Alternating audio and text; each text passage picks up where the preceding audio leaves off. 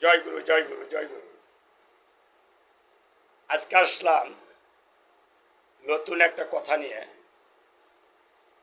কথা হলো, আমাদের বাংলাদেশে পূর্বে অলি আউলিয়া গাউস কুতুব যারা আসিয়াছেন, প্রত্যেকজন কেউ জঙ্গলে, কেউ নদীর পাড়ে, কেউ পাহাড়ে, এইভাবে তারা ঘুমাইয়া গেছেন। একটু বোঝার বিষয়, তার রোহানিয়াতের মাধ্যমে আশেক তালে বক্তবিন্দু টানে। ৫৮ নং সূরা ২২ নং আয়াতে এই কথাটা উল্লেখ আছে। একটু বোঝার বিষয় হলো, অলিয়া উলিয়ারা যদি আল্লাহ রসুল হয়ে থাকে, তাহলে তাদের দরবারে আমরা মসজিদ কেন বানাই?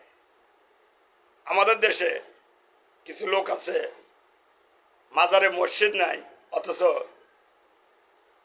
ওই মাজার টাকা দিয়ে মসজিদ বানাইব, বানায়া ওই মসজিদে বইয়া ওই মাজার ভাঙ্গার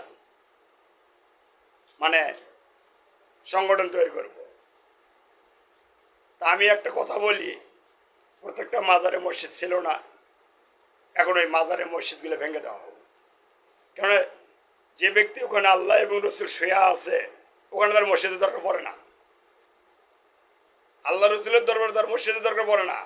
তাই এই ইহুদিপন্থী লোকেরা এই মসজিদে বইয়া আল্লাহ রসুলের দরবার ভাঙ্গার পরিকল্পনা করে।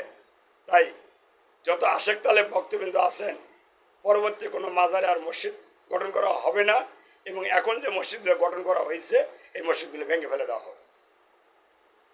এখন আপনারা কি বলেন তা জানি না, তবে আমার আইন অনুভূতে নায়েবে রসুল, আতায়ে রসুল, কদমে রসুল, এই রসুলের স্থানগুলোতে মসজিদ বানানো সম্পূর্ণ নিষেধ, একদম 100%। আপনারা একটু খেয়াল করে দেখবেন। জয় হোক সকল সৃষ্টির, জয় হোক আহলে বাতের, জয় হোক মানবতার।